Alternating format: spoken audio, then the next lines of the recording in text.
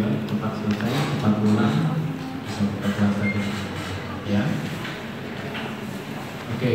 Pertama saya akan terkait bank darah ya. Jadi suatu bank darah itu suatu unit yang wajib ya ada di setiap rumah sakit saat ini ya.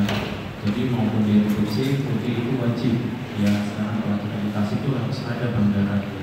Walaupun bank darahnya mungkin masih sangat sederhana, seenggaknya bisa menyimpan darah sementara. Misalnya suatu rumah sakit itu belum mempunyai suatu unit pengolah darah, biasanya mereka ambil dulu di suatu UPD. Biasanya kalau kita kenal sini PNI ya, biasanya ngambil dulu dan simpan di bank darah.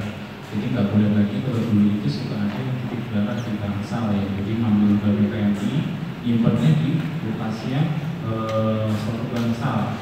Itu nggak boleh lagi. Sekarang jadi itu harus ditukas memang untuk unit kulkas yang diperlukan untuk darah, bukan kulkas yang ada dalamnya itu nanti ada obat vial, ada obat botol minum gitu, kan nggak boleh ya.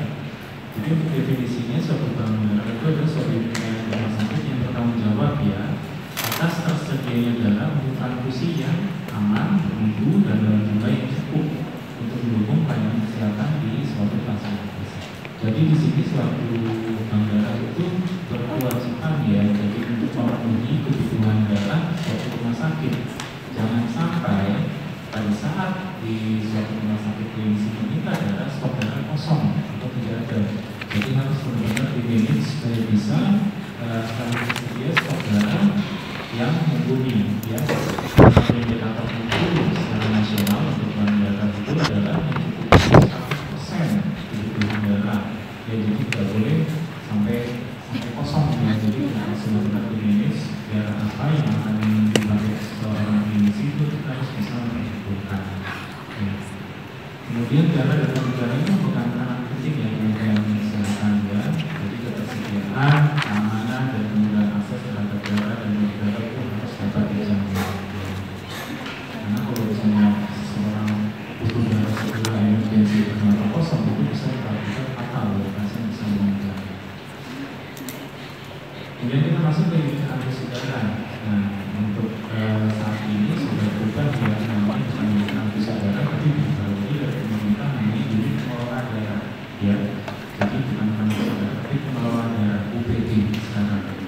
Adalah suatu fasilitas pelayanan kesehatan yang menanamkan donor darah, penyediaan darah dan pendistribusian darah. Jadi bedanya dengan bank darah tadi, kalau bank darah itu nggak bisa untuk donor darah. Ya, kalau penyediaan darah, bank darah bisa ambil di suatu unit pengelola darah. Dan pendistribusiannya bank darah tidak bisa. Jadi kalau bank darah itu belum bisa menyediakan donor darah. Ya.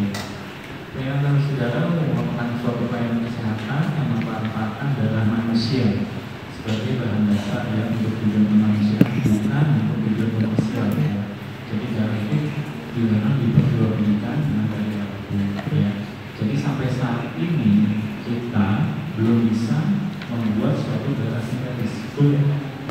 Sampai saat ini belum ada yang bisa menggantikan darah manusia diolah menjadi beberapa komponen. Jadi masih butuh darah untuk kita mendapatkan suatu komponen darah.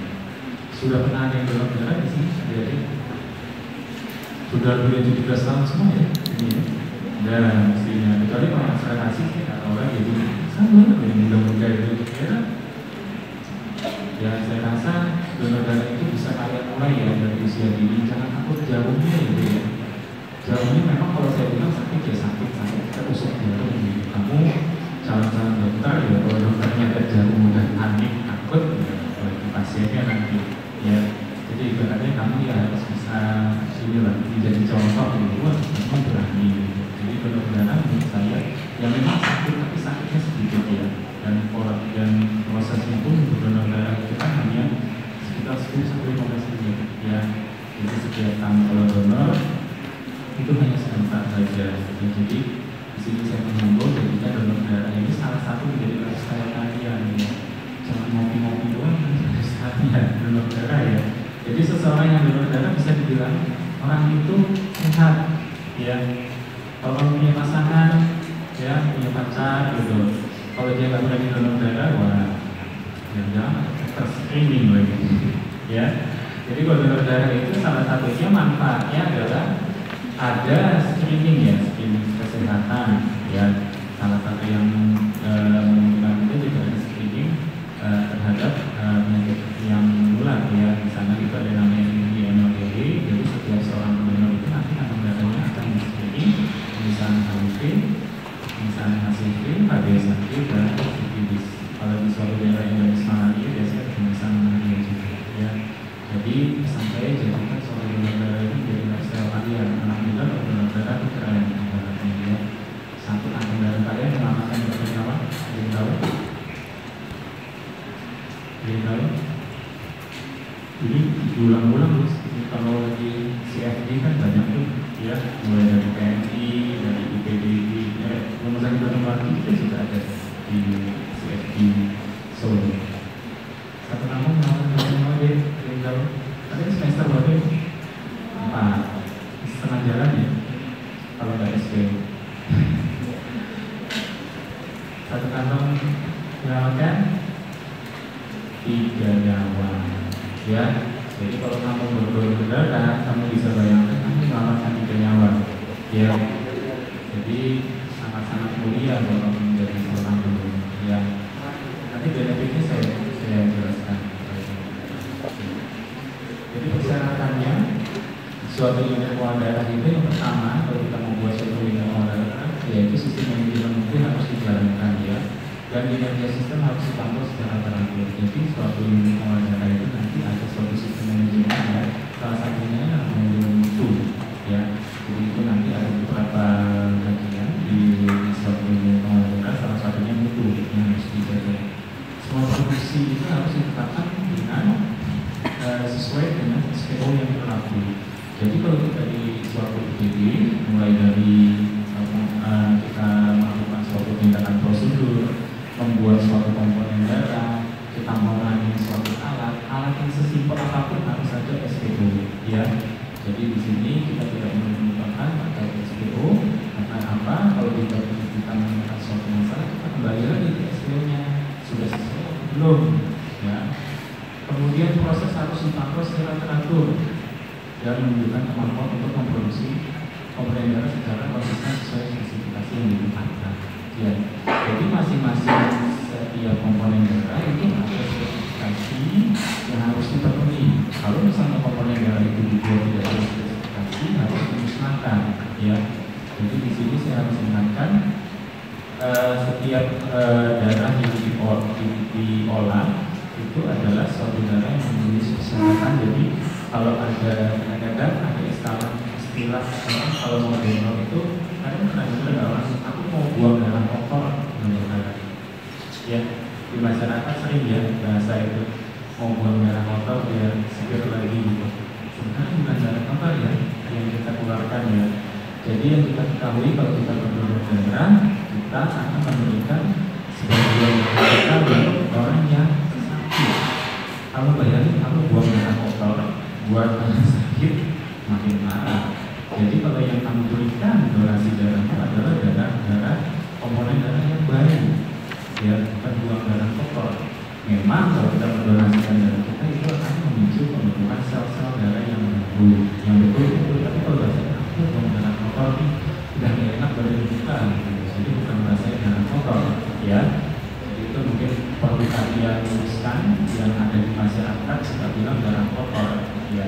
Jadi biasanya kalau kita memproduksi suatu komponen darah, kita harus mendapatkan suatu komponen yang berkualitas ya. Kamu bayangin kalau pasien sudah sakit dapatnya komponen darahnya seperti obat ya, obat yang masuk ya kan, menggantikan saya punya misalnya punya trombosit atau punya saya punya trombosит, itu kan harus yang berkualitas ya. Kalau berkualitasnya rasa akan berdampak negatif berisifikasi ya. Jadi itu mesti nanti kalian luruskan. Kalau yang ngomong aku mau buang darah kotor, bukan darah kotor, darah itu isi darah yang berkualitas ya. Kemudian peralatan dan bahan harus dikualifikasi dan proses metode harus divalidasi sebelum digunakan. Jadi ada beberapa alat ya kalau di suatu unit pengolahan darah yang mulai dari alat untuk screening transfusi, alat untuk pembuatan suatu komponen darah, semuanya itu harus dilakukan validasi sebelum digunakan ya.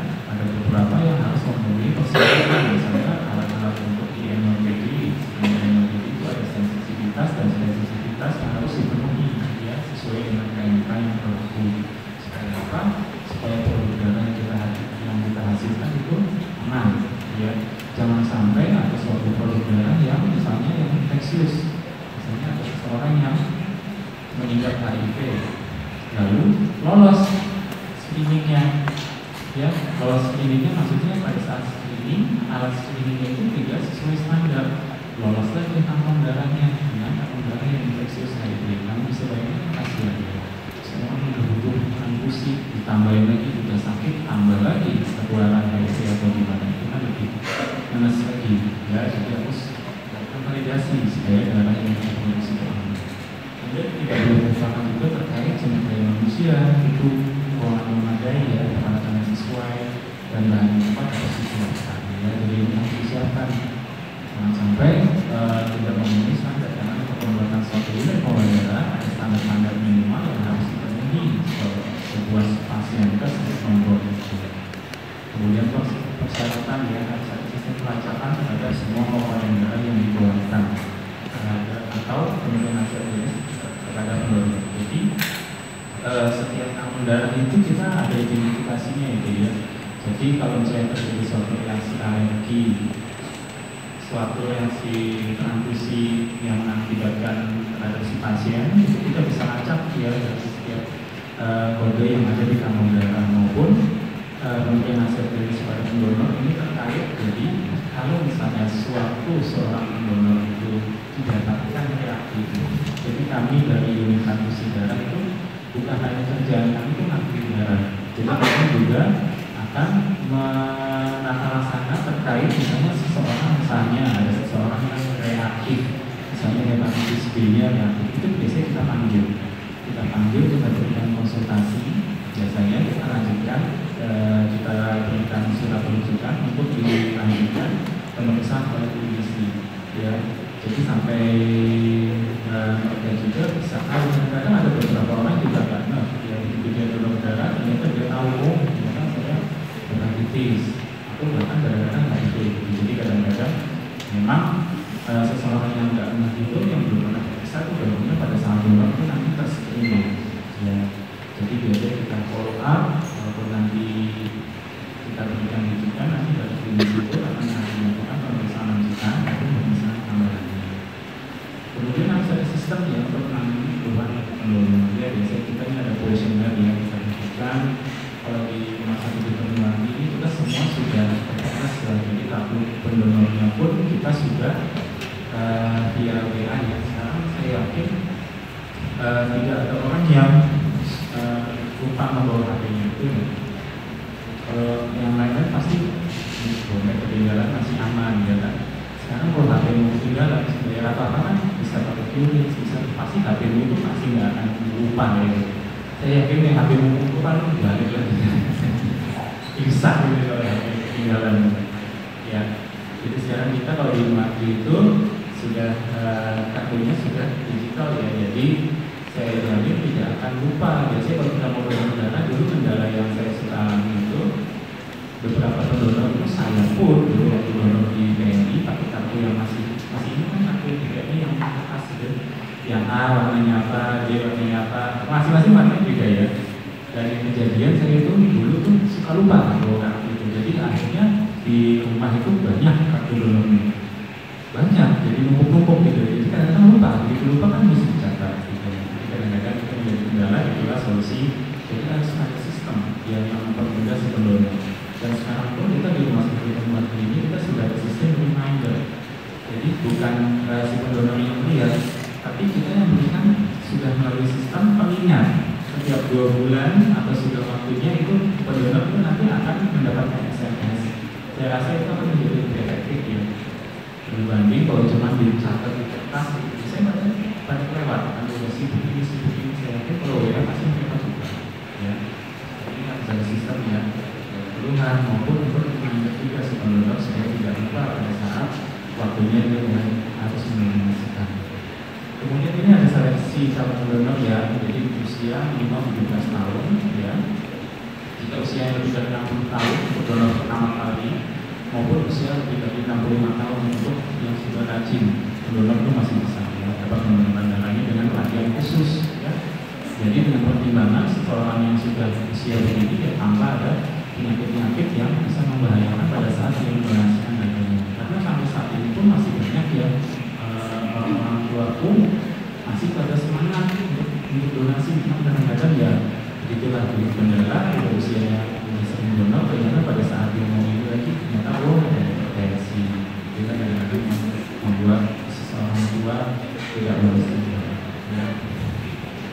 berat badan ini minimal 55 kg ya kalau kita mau donasi sebanyak 450 ini, ataupun 45 ya kalau kita mau donasi 350. Biasanya kalau berat badan ini yang suka nggak lurus itu wanita, ya masih ada beberapa yang di bawah 45, benar ya? Di sini ada di bawah 45 wanita, ada. Karena di RSDM itu ada, jadi HB-nya lolos, HB lolos, isi lolos, berat badannya dia cuma berat badannya 40. Dari itu lolosin ya aku nggak bisa, karena kayaknya 45 kg, 43 ya nggak boleh. Nanti terjadi reaksi pada saat kamu donasi kan membahayakan. Ya, sini ada ya, di atas kaki semua ya. Ada. Nah, ternyata nggak lolos. Ya. Dia tadi dalam kondisi yang normal ya, kadang-kadang sudah normal ya, maksimal ya 160 ini. Kemudian untuk yang ini 160 dia sistolnya, diastoli itu 100 ya. Nanti mungkin kalau kalian pasti ditugaskan waktu menjadi bagian salah satu screening orang, biasanya itu sudah ditugaskan ini kita dimati itu kakakmu yang kopas, misalnya itu saya tugaskan waktu kita melakukan mobile ini diposkan salah satu ada yang di screening donor, ada yang di pemeriksaan untuk HB, pemeriksaan golongan darah. Jadi sudah mulai belajar ya bagaimana kamu seleksi seorang calon donor. Kemudian ada suhu tubuh normal ya, tidak ada kondisi yang demam. Nah, kadar HB pun harus di angka 12,5-17. Berarti nggak boleh ya, harus di angka yang segini. Kurang juga nggak boleh, karena ini kejadian juga waktu kemarin itu ada awal-awal cukup alot ya, sampai di UBD itu seorang biasanya kalau di Manti itu ada residen yang menjaga di transfusi darah sampai membutuhkan staf ke situ karena ada yang alot jadi maksa ya, dia HB-nya itu 12,1 tetap nggak boleh ya, kalau di bawah 12,5 itu tetap kita nggak boleh karena terkait apa pertama keselamatan pendonor ya, jangan sampai habis mendonasikan darahnya dia malah jadi anemia ya dong. Pertama itu membahayakan si pendonor, yang kedua kita harus memberikan edukasi terkait produk yang akan dihasilkan. Yang kamu sumbangkan itu darah yang anemia, kamu bisa bayangkan kan produk yang dihasilkan itu gimana? Lawang yang kamu mau berikan itu kan untuk seorang pasien yang sakit. Produk darah itu tidak bagus, masa pasien kan gitu. Ya, jadi memang kita perlu agak memberikan penjelasan kepada calon-calon donor itu mesti bijak. Karena di satu sisi mereka itu semangat banget, semangat. Udah yang militan donor tuh buat. Ditolak itu mereka tuh kayak kecewa banget gitu ya. Jadi kalau yang menggunakan donor bisa coba saya bisa di PNI, bisa di UCD, di rumah sakit tertentu kita sudah. Kalau di sini juga diadakan dan ada lembaga IFK juga setiap bulan. Ya, kalau ada event, nah sebenarnya kita nggak usah kalau ada event aja gitu loh. Setiap berapa bulan kamu adakan ini produk ini dulu. Mobile unit gitu kan, buat yang lagi jadwal yang donor gitu kamu adakan gitu kan. Ini kan salah satu ini juga kan, kalian juga kalau misalnya di sini dok saya juga mau ikut terlibat ya, itu bisa gitu, kita bantu gitu. Jadi kamu juga sambil belajar juga ini pendonor itu bagaimana, proses pengambilan itu seperti apa gitu. Ini kan juga salah satu pengetahuan ya yang akan menambah dari kalian ya, ada hubungannya lah dengan kita ya. Soalnya kalau kamu tidak menggaulkan siapa lagi di sini biasanya nama mereka yang suka dengan mereka ya. Jadi dalam waktu dengan benar-benar terakhir ya, kalau saat itu bisa di bulan yang baik laki-laki maupun perempuan.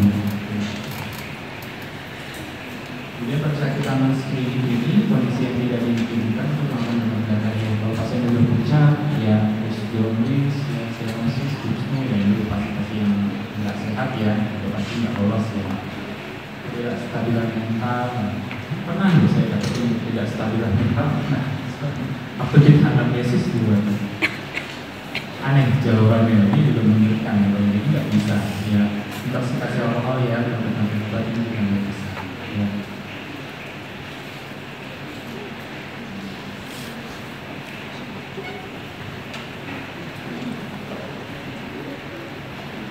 Kemudian kondisi kesehatan ya, saat ini ada kesehatan yang kita harus lihat kondisi medis ya, apakah dia dalam kondisi infeksi maupun imunisasi ya, ataupun dia sedang dalam pengobatan atau tidak. Ada beberapa pengobatan misalnya pada pasien DM.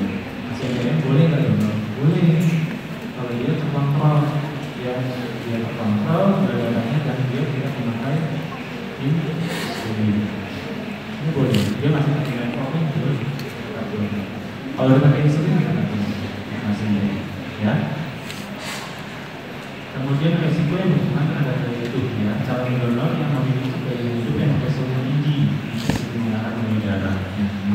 Terus sedikit saya share ya, jadi ada kejadian waktu itu seorang pendonor itu dengan gaya hidup yang beresiko tinggi ya, contohnya dia beresiko tinggi, dia seks bebas, dia seorang gay, dia seorang pemakai narkoba, itu kan beresiko tinggi ya. Jadi dia memanfaatkan UPD untuk melakukan screening. Karena kalau di UPD setiap kita mendonorkan itu ada screening IMLPD. Itu yang di screening adalah HIV, hepatitis B, hepatitis C, dan sifilis. Kalau dia endemis malaria itu ada pemeriksaan malaria. Nah disinilah ada yang memanfaatkan itu. Jadi dia sengaja UPD dan intinya tujuannya untuk aku mau donasi darah, padahal enggak, dia tujuannya supaya apa? Screeningnya itu. Jadi kalau kita mendonorkan darah, kita tuh tidak akan mendapatkan hasil screeningnya. Seseorang yang darahnya reaktif itu akan dapat surat dari UPD. Jadi kalau misalnya kita mendonasikan darah, nanti tuh kamu nggak dapat surat, oh ini kamu berasa itu enggak, ini kamu donor darah bulan depan kamu diterima, nanti kamu aman. Tapi pada saat misalnya kamu ada salah satu yang reaktif, biasanya dapat surat dari UPD, dan itu beberapa kali kamu lakukan. Dan surat itu sangat rahasia, ada bagian tertentu. Jadi nggak semua orang tahu. Jadi kamu jangan takut. Wah nanti kalau aku donor darah, ini aku reaktif salah satu mana, semua teman-temanku tahu. Enggak, itu tuh sangat-sangat rahasia. Ya bahkan di UPD kami pun memang sudah ada bagian tertentu. Ya jadi pada saat mengirimkan surat pun suratnya dikirim secara memang personal. Kalau sekarang ini kan kita bisa melalui WhatsApp ya. Dan kalau zaman dulu pakai pos mengirim suratnya, karena kalau pakai pos nggak nyampe ya kemana. Tapi kalau WhatsApp kan pasti orangnya itu. Ya jadi itu memang secara resmi kita berikan surat pemanggilan. Jadi kamu jangan khawatir, kadang-kadang reaktif ya, nanti kita akan melakukan follow up. Benar-benar reaktif atau bukan, follow up ya.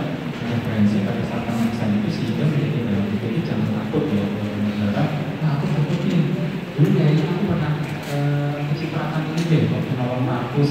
Aku kayaknya pernah waktu luka tuh pernah ini deh waktu tim tuh. Jangan aku ternyata jangan takut gitu ya. Jadi kalau mau donor itu nggak apa-apa. Meter screening pun itu aman. Amannya orang lain nggak akan tahu ya. Jadi rasanya sama-sama besar.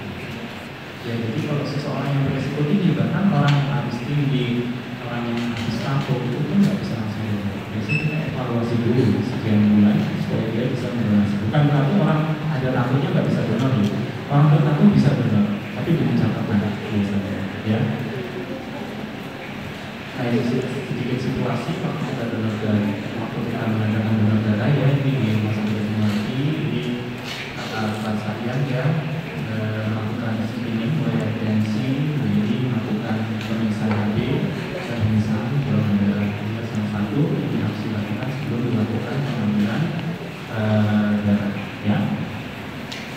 Nah ini terkait alur pelayanan di suatu unit kampus darah yang mulai dari rekrutmen donor, ya, diadakan seleksi donor yang tadi kalian lihat itu, kemudian ada pengambilan darah. Ya. Pemeriksaan laboratorium ini adalah uji golongan darah, tadi ada uji sampling dan uji sampling antibodi baru. Ya. Lalu setelah ini lolos, baru dilanjutkan ke pengolahan komponen darah yang saat ini sering kita lakukan untuk pengolahan darah itu menjadi 3 komponen, ada komponen PNC, komponen trombosit konsentrate, dan 3 IPD, kemudian akan ada permintaan dari ULS, biasanya setelah darah siap itu akan ada permintaan, lalu distribusi darah IPD. Sebelum darah keluar akan ada pemeriksaan pretransfusi, ya, jadi nggak langsung ini golongan sama ini A, enggak. Jadi ada pemeriksaan pretransfusi, ya, mulai dari uji golongan darah, uji silang-silangsi atau kosmes, dan uji saring antibodi, ya. Kemudian setelah misalnya dari pretransfusi itu sudah kompatibel, baru bisa kita memberikan darah kepada pasien, ya. Kemudian dilakukan monitoring selama proses transfusi. Jangan sampai kalau terjadi reaksi transfusi itu kebablasan. Jadi bisa terjadi suatu reaksi transfusi, maka pertama harus dihentikan proses transfusinya, ya. Kita evaluasi mulai dari reaksi ringan. Biasanya paling sering kita suka demam, ya. Ada demam, ada gatal-gatal, itu reaksi ringan. Ini reaksi yang berat, ya, jadi jangan dilanjutkan kalau memang sudah ada reaksi transfusi. Dan monitoring pasien pada transfusi ini kita lakukan juga tidak hanya pada saat pasien selesai transfusi, dia sudah aman, kita tinggalkan.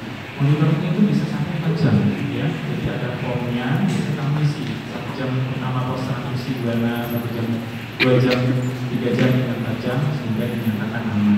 Jangan sampai ya, pasien kita kelolosan, ya, dari reaksi transfusi, karena reaksi transfusi ini juga bisa berakibat fatal pada pasien. Kemudian kita lakukan evaluasi dan ada audit proses transfusi setiap bulan. Kalau di UPD itu kita ada laporannya reaksi transfusi itu berapa persen. Golongan nasional itu harus di bawah 0,01% kejadian reaksi transfusi. Proses atap ini, ya, proses pengambilan darah waktu kita mendonasikan darah, ya.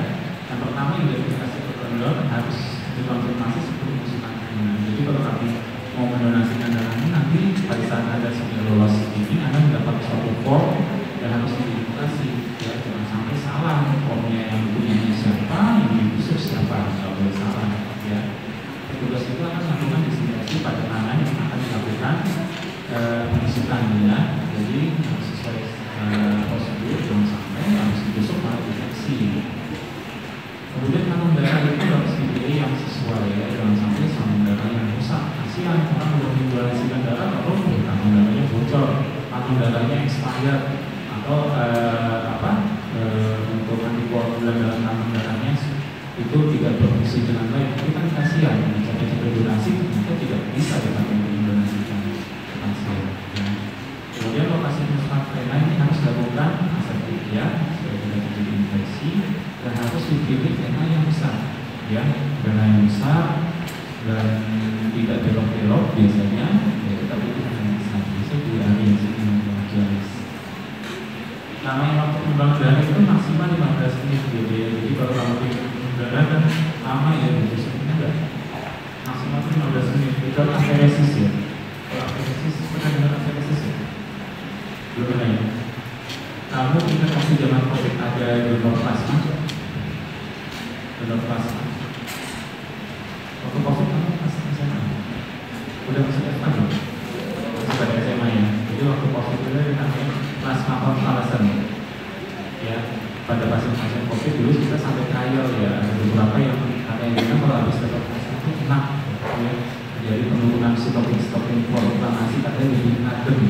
Reaksi peradangannya itu tidak begitu hebat, tapi ada juga yang tidak berdampak secara signifikan. Ternyata dari penelitian itu tidak signifikan yang plasma konvalesen itu, ya. Jadi kalau plasma itu kita donasi plasma, kita donasi aferesis itu bisa sampai kira-kira lebih dari 1 jam, itu lebih lama. Tapi kalau kita donor darah biasa itu hanya 15 menit itu sudah selesai.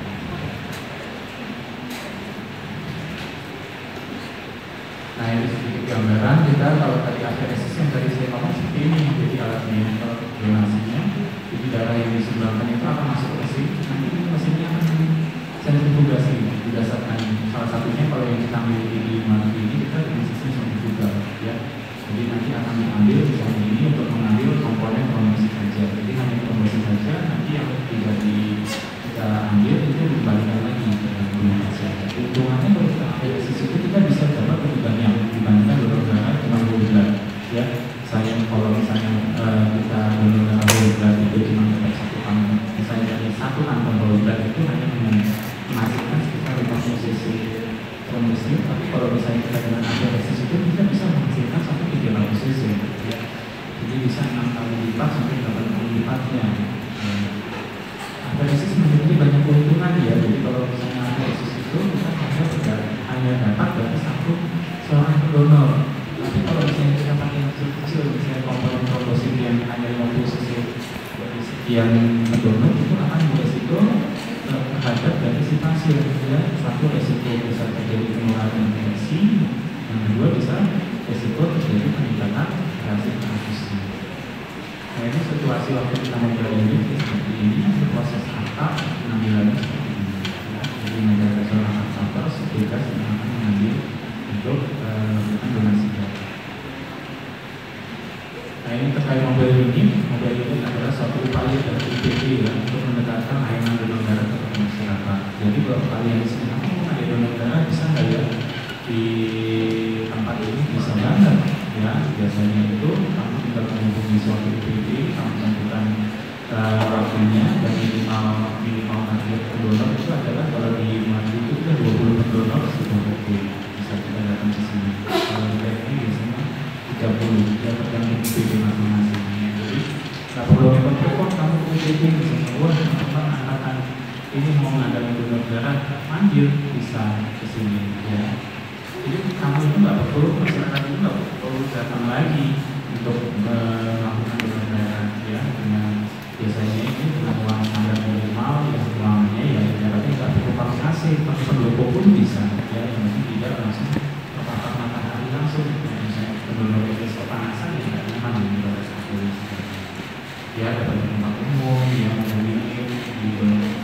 di dalam bis ya. Kalau di rumah sakit Permati kita sudah rutin setiap hari Minggu ya, kita itu di halaman Bank Mandiri Sumedang itu kita ada mobile unit. Jadi kalau misalnya kamu mau donasi darah pada saat kamu lagi ke IPB itu bisa ya. Kayak bulan puasa gimana? Masih bisa berdonor? Bisa, tapi ada tipsnya ya. Sebaiknya kalau kamu lagi berpuasa, sedang bulan puasa ini, donor darah itu dilakukan waktu setelah kamu melakukan sahur, itu masih bisa ya. Jadi kondisi tubuh dalam kondisi dehidrasi yang baik dan masih belum habis makan kan kalau pagi itu ya, atau setelah buka itu masih bisa dilakukan donasi darah. Dan donasi darah itu kan tidak akan membatalkan puasa.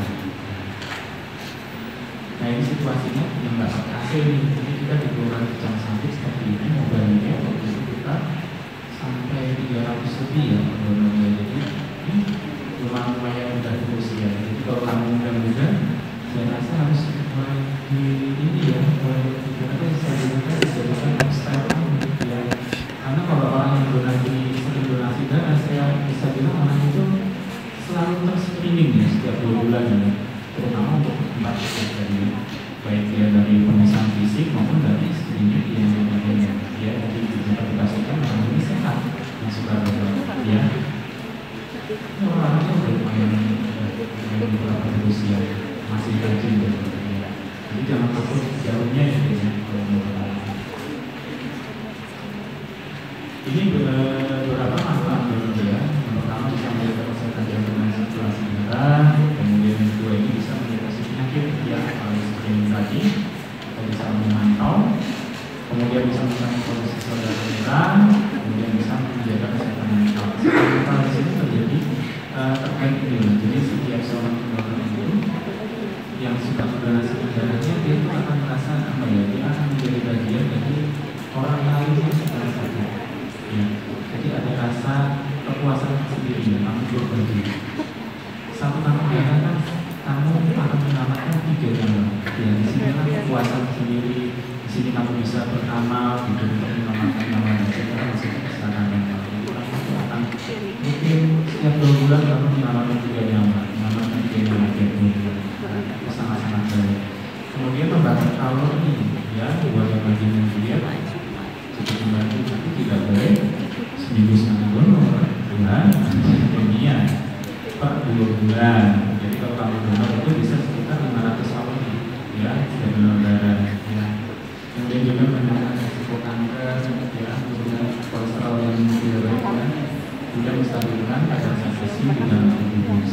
kemudian juga lebih baik ya.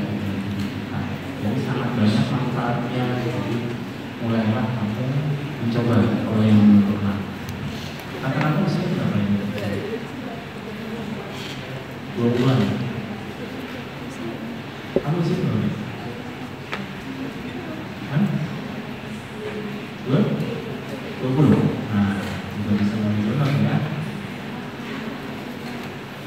Nah, berikut efek samping donor darah ya, bisa pemerahan sedikit ya, dan dari lokasi penusukan biasa yang namanya ditusuk satu jarum akan menyebabkan lagi ya, tapi tidak bagaimana sembuhnya pun cepat ya. Perdarahan minor ya, kalau misalnya habis ditusuk kita harus lakukan penekanan di area penusukan supaya tidak terjadi perdarahan. Sangka sih ya, biasanya kalau misalnya seorang pendonor itu lupa menekan area pos penusukan itu nanti akan ada sangka.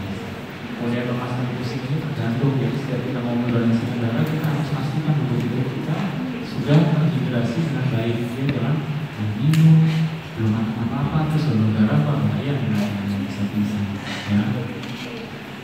Kemudian kita masuk ke screening pratransfusi ya, sebelum dilakukan suatu transfusi ada suatu screening yang perlu dilakukan. Di antaranya yang pertama pemeriksaan golongan darah HbO dan resus. Kemudian yang kedua ada screening dan identifikasi antibody. Kemudian yang ketiga ada uji silang-silansi atau cross match ya. Pemeriksaan golongan darah HbO dan resus adalah suatu sistem golongan darah HbO ditemukan oleh antigen A dan antigen B. Pada pemeriksaan identifikasi serta adanya antibody A, antibody B pada serum atau plasma. Sudah sering dibahas. Kamu udah dapat antibody ini belum? Udah ya, saya sempat ya, kita ya. Yang pasti sudah dibahas ini terkait ini. Golongan darah itu terdiri dari 4 klasifikasi.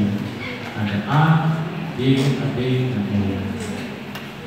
Nah, untuk contohnya di golongan darah A itu terdapat antigen A, terdapat antibody B, antibody AA dan AB ya. Jadi yang B demikian, AB demikian, dan O seperti ini. Kemudian pemeriksaan golongan darah resus ini terkait pemeriksaan resus ini melibatkan pengujian sel darah pada pasien untuk keberadaan antigen resus B dan antigen AB ya. Jadi contohnya pasien dengan resus negatif dapat berhasil mengeluarkan antibodi terhadap antigen resus B jika terpapar sel darah merah resus B positif. Nah, oleh karena itu lebih baik menggunakan komponen darah resus negatif pada individu yang resus negatif. Untuk individu resus negatif yang menjadi pendonor mungkin menjadi catatan ya di UGD karena ini sangat jarang. Ada yang resus negatif? Ada kan? Ada apa positif ya? Resusnya ya. Nah, biasanya kita kalau di UPD itu dengan resus negatif kita tidak sarankan setiap 2 bulan donor. Kita sarankan pada saat UPD membutuhkan, biasanya kita langsung menghubungi dia donor gitu maksudnya karena ada yang membutuhkan. Dan apa? Dengan resus negatif ini, kalau kita stop juga kan sayang ya, makanya kan ada umur darah lebih dari 35 hari dia sudah expired, buang-buang seperti ini kan. Jadi biasanya pada ini dengan special case tidak selalu kita sarankan untuk. Kemudian yang ketiga tadi ada screening antibody ya, tujuan screening antibody adalah menentukan ada antibody sel darah merah atypical atau irregular yang signifikan maka secara klinis ini kaitannya dengan hasil transfusi ya. Jadi harus di screening antibody. Jadi setiap pemeriksaan antibody yang positif diperlukan pemeriksaan lebih lanjut ya, berupa pemeriksaan identifikasi antibody. Jadi antibody itu banyak banget. Jadi di sini saya tidak paparkan, saya hanya menjelaskan sedikit terkait produknya, terkait screeningnya saja. Kalau meninggal lebih lanjut akan ada banyak. Screening antibody ini harus dilakukan sebagai bagian dari kemudian prafungsi ya, karena memiliki sensitivitas yang lebih bagus daripada cross-match. Jadi urutannya itu setelah pemeriksaan golongan darah dan resus, HbO, kemudian screening antibody, baru yang cross-match ya, jadi dengan baik. Kemudian yang ketiga pemeriksaan cross-match ya, lebih cocok sekali ya. Definisi yang dibahas ada prosedur untuk mendeteksi adanya inkompatibilitas serologis dalam darah donor dan donor ya. Jadi cross-match itu ada 2, cross-match major, cross-match minor. Itu nanti diulang-ulang nih di EVA, kamu diulang-ulang jangan lupa ya. Yang mayor itu adalah kita reaksikan sel darah merah si pendonor dengan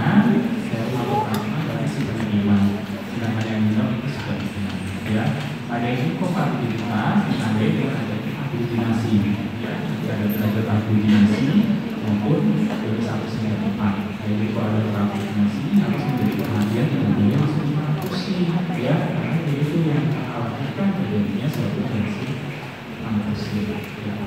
Sini proses air ya, dikasihkan secondary recipient dengan sel-sel dari kandungan ya. Di dalam tabung ini berkonfigurasi ya, menjadi tambahkan AHD disentralisasi kita nilai kalau terjadi kombinasi berarti tidak kompatibel. Kalau kompatibel akhirnya dia tidak terjadi aglutinasi ya. Orang yang bilang tidak cocokkan boleh dilakukan ya, ini perlu konsultasi lebih lanjut. Nah kemudian nomor ini sebaliknya dari semuanya. Ini tadi terkait dengan LPD ya, ada beberapa pemisahan yang dilakukan, misalnya untuk HIV, hepatitis B, hepatitis C, dan sifilis. Ya, itu orang yang dalam darah itu selalu terskrining ya, terskrining penyakit menular ini secara rutin ya, dengan metode yang cukup banyak ya, yang sederhana dari yang kalau kita bilang rapid ya, ICT ya, memotongkan. Kemudian ada ELISA, ada TIA, ada ETIA juga, seperti ini, kemudian ada NAP ya, ini PCR ya. Saya akan singgung terkait produk darah. Jadi setiap kita mendonasikan darah kita, donasi darah biasa obat ya, yang pertama WB ya, memiliki komponen di dalam suatu obat itu ada eritrosit, trombosit, leukosit, dan protein plasma. Itulah yang tadi saya bilang, maka setiap kali menghasilkan darahmu, satu kantong darah itu bisa menyelamatkan nyawa. Karena bisa dibuat menjadi 3 komponen darah ya. Jadi satu unit darah lengkap itu sekitar 300 cc itu dapat diserap pada kulkas suhu 2-6 derajat ya. Jadi bukan di freezer di dalamnya itu dari freezer suhu. Kalau kita baca ini kulkas tengah lah gitu, tapi suhunya harus ini ya. Umurnya hanya 35 hari. Nah ini menjadi alasan kalau orang dengan kasus berat itu jangan mungkin bocor ya, pas lagi itu aja kita panggil. Kemudian masuk ke PRC. Nah ini sering banget jadi kalau pasien-pasien dipakai PRC ya sebenarnya ya. Komponennya utamanya adalah sel darah merah ya. Eritrosit mengandung darah yang masuknya 70% ya. PRC itu juga sama, kesempatannya pada suhu 2-6 derajat Celcius ya. Sama kesempatannya hanya 35. Trombosit konsentrate ya, tadi saya sedikit. Jadi setelah untuk trombosit up ini, jadi dari satu kantong 350 itu maksimal 50 cc. Jadi kecil banget trombositnya. Kalau timbangannya beda. Jangan sampai salah ya, trombositnya hanya disimpan di 20-24, jangan di 6-2 derajat Celcius ya, terlalu dingin gitu ya. Harus disimpannya dengan penyimpangan itu bisa 5 hari, 6 derajat kayak gitu. Tapi kalau tambah punya derajat kayak gitu hanya 3 hari penyimpanannya. Biasanya untuk suatu penyimpanan trombosit ini dibutuhkan suatu teknik yang tidak semua punya sih, tidak mahal. Mahal ya, karena itu sampai 100 sekian. Rata-rata ya sebuah lab cuma punya kata indikatornya, tapi banyak lab yang harus dingin, yang disuruh dingin. Tapi sebenarnya seharusnya 4 indikator, jadi benar-benar stabil biasanya. Karena berarti kadang-kadang kalau AC rusak panas, ya kan? Yang begitu AC rusak panas, komponennya bagaimana gitu? Ditransfusikan ke pasien, kadang-kadang kan prinsip bahwa ini aku udah transfusi kok nggak naik aja. Pertanyakan kualitas komponennya gimana? Ya, gitu. Harus menjadi pertimbangan juga. Jadi jangan sampai produk yang kita hasilkan itu produk yang tidak baik. Transfusion plasma atau FFP ya, jadi yang saya bilang bisa jadi BC, jadi BC, nantinya jadi FFP plasmanya ya. Plasma dan populasi stabil merupakan komponen-komponen FFP ya, jadi bisa FFP.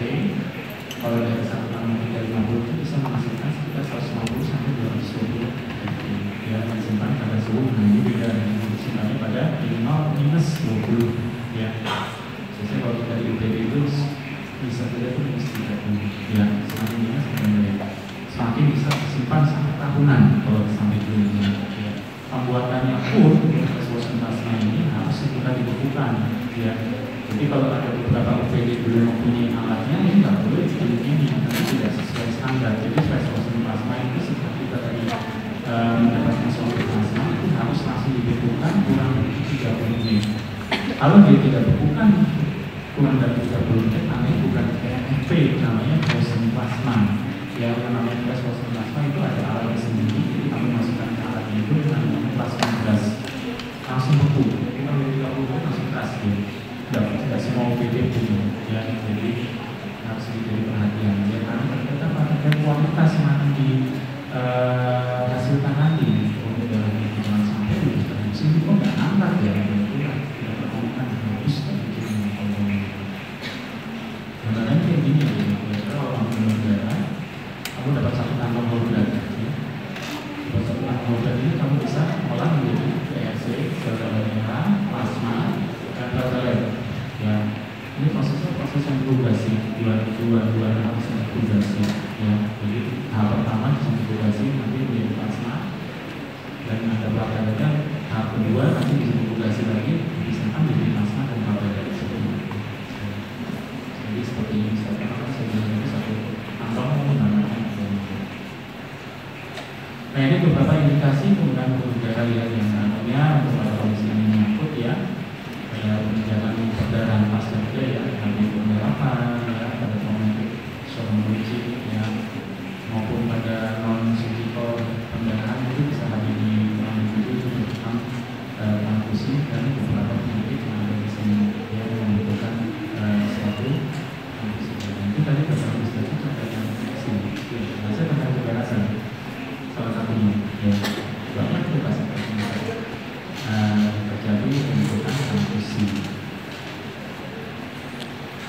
Saya bahas sedikit terkait darah yang kompatibel. Apa sih darah yang kompatibel dengan darah dok? Ini darahnya yang kompatibel. Jadi hal itu terjadi pada saat sampai transfusi ini tidak didapatkan darah yang kompatibel, cocok dengan darah pasien. Penyebabnya bisa karena apa? Yang pertama permasalahan pada golongan darah. Kemudian bisa permasalahan pada uji saring antibodinya. Yang ketiga permasalahan pada kurang serasi. Yang pertama permasalahan pada golongan darah. Kita perlu perhatikan kesalahan teknis yang sampai itu terjadi. Salah label, salah dokumentasi, reagen masalah, reagen masalah itu seperti apa? Reagen yang expired, reagen yang seharusnya pada reagen itu harus pada suhu dingin ya. Suhu dingin itu suhu di sekitar di bawah 20 derajat. Jadi kalau kita pakai reagen laboratorium kita harus jaga nggak boleh panas-panas. Ya, pada saat kita mau kayak itu harus ada ice gel ya supaya menjaga reagen tetap baik. Kalau reagen lain nanti akan berdampak interpretasi golongan darahnya jadi tidak sesuai. Ya. Sampel bermasalah ya pada kondisi-kondisi tertentu ini akan membutuhkan ekstra.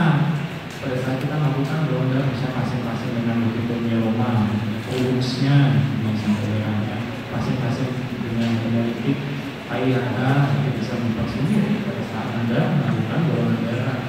Ya, jadi ada beberapa sampel bermasalah itu kondisi tertentu kondisi pasien. Kesalahan prosedur kembali lagi ke SPO-nya ya untuk melaksanakan suatu pemeriksaan golongan darah sudah ada SPO yang harus ditaati, jadi tidak boleh sampai lengkap prosedurnya. Kemudian ketidakcocokan antara hasil sel dan serum.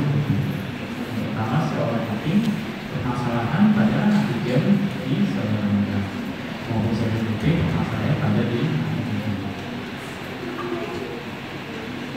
Kemudian yang kedua itu permasalahan pada pemeriksaan uji saring antibodi.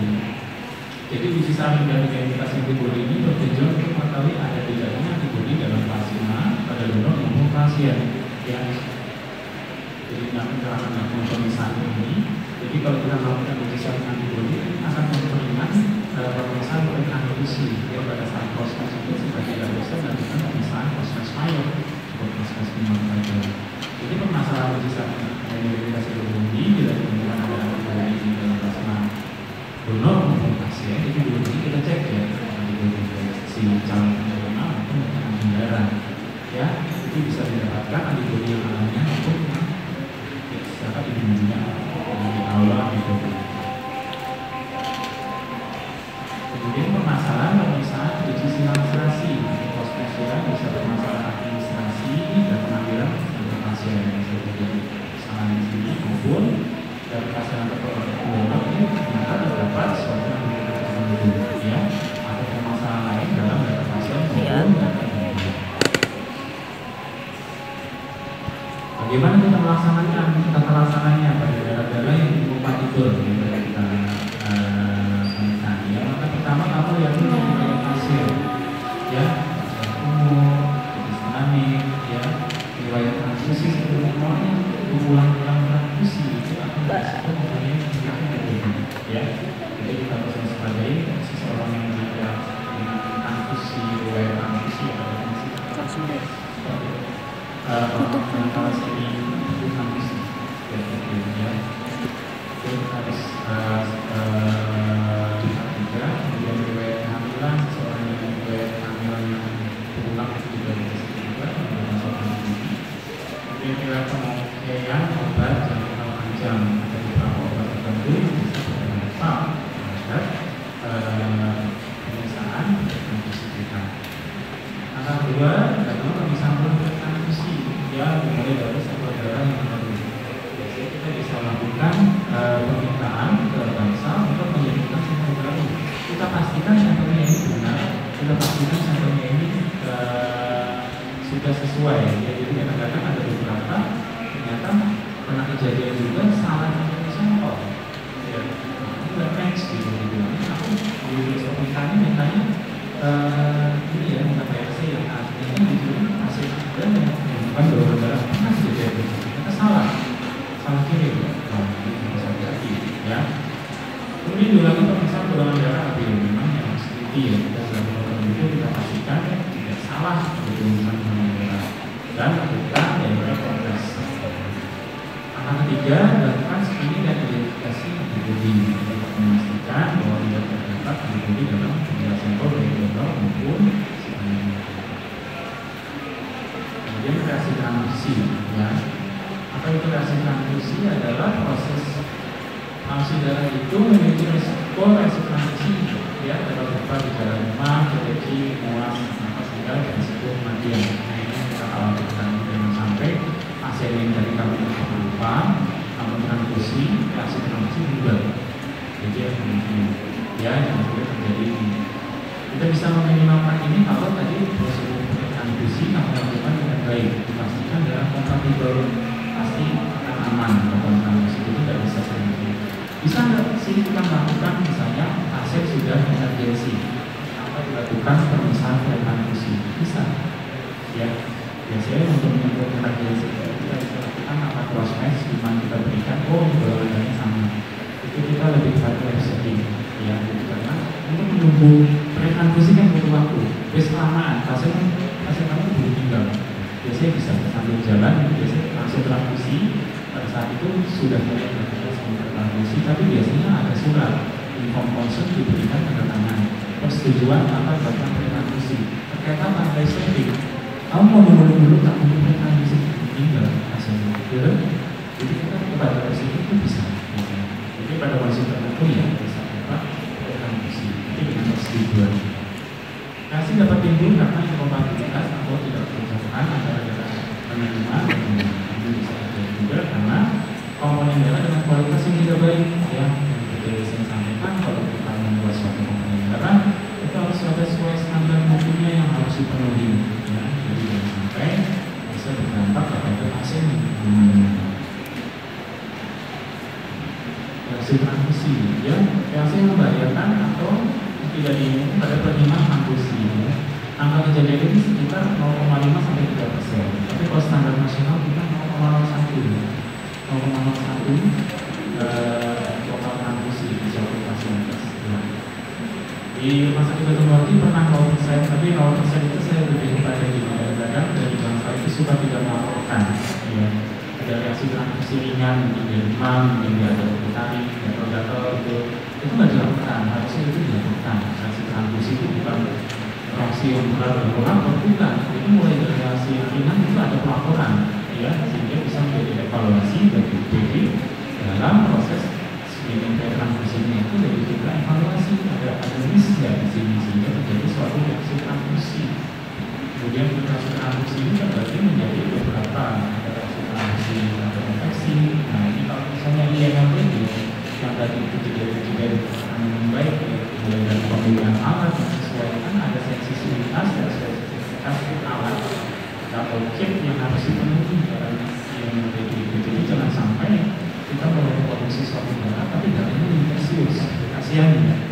Jadi itu harus dipenuhi karena dari Kemenkesnya pun sudah ada standarnya. Jadi jangan sampai kamu mengolah sop darah dengan darah yang infeksius. Jadi harus dipastikan darah itu aman untuk pasien.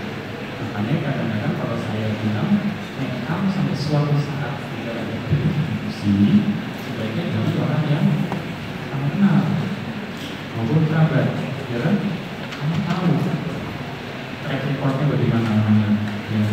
Walaupun dari orang kenal pun tetap melalui screening, jadi belum lama saya melakukan aferesis, ya. Sampai untuk sejalan di melakukan aferesis, sampai yang butuh itu, wah udah kalau dokter Abel nggak usah di screening kan udah tiap minggu udah screening. Tapi waktu proses karena orang itu butuh langsung aferesis, saya jalan sambil tetap screening yang itu. Cuman kan orang yang biaya, seorang yang sering donor saya bilang kalau screening data-datanya, ya. Jadi orang yang butuh langsung begitu saya bilang, oh saya mau dong, saya mau maksudnya. Ibaratnya orang itu bilang, kamu gak usah screening aja, nggak apa-apa dong, langsung ambil, buat nggak bisa tetap saat screening. Jadi gitu ya. Jadi yang mudah-mudahan kalau belum pernah donor cobain. Sakit memang sakit sih, pas nanti besok itu sakit. Tapi habis itu ya udah kamu tinggal bisa main HP, bisa main motor, ya udah selesai. Yang perempuan-perempuan yang suka alergi ya beberapa kejadian yang suka diambang-ambang pada saat dia sering donor malah jadi bagus loh. Bukan berarti kalau kamu donor tambahnya nih, tapi kembali lagi kalau kamu mendonorkan darah harus diimbangi dengan asupan yang baik. Jangan makanannya sebelah, terus makan jajanan yang tidak mengandung nutrisi yang baik, ya. Harus nutrisi yang baik, memiliki kandungan zat besi yang baik. Itu saya jamin kamu pasti akan selanjutnya bisa lolos terus. Jadi kalau seseorang yang awal-awal yang masuk, coba diasupi, boleh kamu minum suplemen besi, asupan nutrisi yang itu baik, pasti kamu akan masuk. Kemudian reaksi transfusi, bahasanya itu reaksi transfusi farmakogenesis ya, bisa reaksi imunologis maupun non-imunologis. Dalam waktu ini segera untuk tunda, ya, jadi ada yang sebelumnya langsung maupun yang tunda. Makanya setelah kita melakukan transfusi itu akan ada pengawasan post transfusi, biasanya sampai 4 jam. Ya, 1 jam pertama perjalanan, 1 jam 2 jam sampai 4 jam. Setelah transfusi, kalau itu oke, baru dinyatakan ya. Kemudian kegawatan, ya, bisa yang ringan maupun mengancam jiwa yang mulai dari kasus ringan mengancam jiwa. Yang jelas kalau begitu kamu melakukan transfusi, ada reaksi transfusi ini harus dihentikan, ya, dihentikan, dilanjutkan. Nah ini beberapa reaksi transfusi ya, mulai dari demam, ya, reaksi alergi, flu, ya, impotensi, hemolisis, skopeni, ya, pada tubuh semuanya, segala macam maupun infeksi yang tadi saya paparkan. Jadi tetap ada resiko infeksi dari setiap tangan darah. Bukan berarti setiap tangan darah itu infeksi ya, tapi tetap ada possibility dari setiap tangan darah itu resiko dari infeksi. Jadi harus hati-hati. Ibaratnya kita yang aneh-aneh biasa tidak transfusi itu kan, kalau kita sampai sakit berat perlu transfusi kan kondisi yang tidak baik, ya.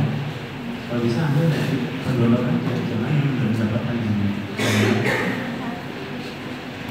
Ini kejadian reaksi transfusi ya, memang ada beberapa reaksi demam ya, dari 160 ya kejadiannya. Ini reaksi alergi, maupun reaksi yang berat. Kemudian ada infeksi ini cukup tinggi. Ya makanya sini itu kita UPD itu sudah ada spesifikasi ya untuk suatu reaksi itu beda dengan biasa. Jadi kalau UPD itu lebih sedikit lagi, ya. Jadi sensi dan ekspresinya pun harus bagus, tinggi. Supaya apa? Supaya ini nggak lolos nih hepatitis C, HIV, ya. Jadi perlu menjadi catatan seseorang yang memberikan ada suatu nama HIV kalau pernah dengar di Wikipedia.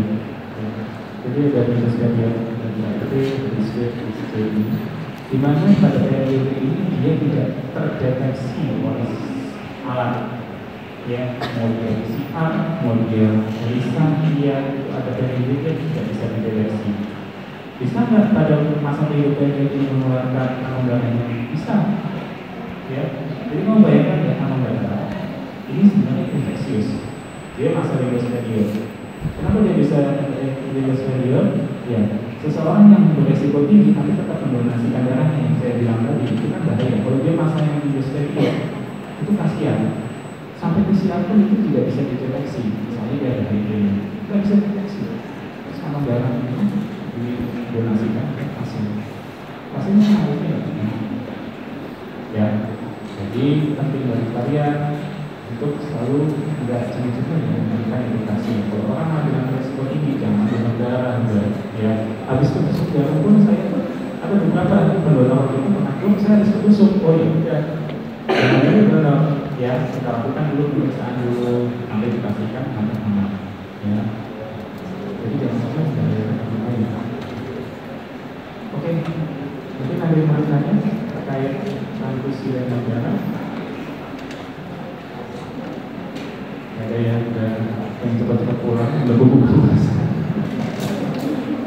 Oke, terima kasih. Mungkin dari saya ini kalau saya mau jelas nanti bisa tanya langsung ya. Dari tugas saya. Di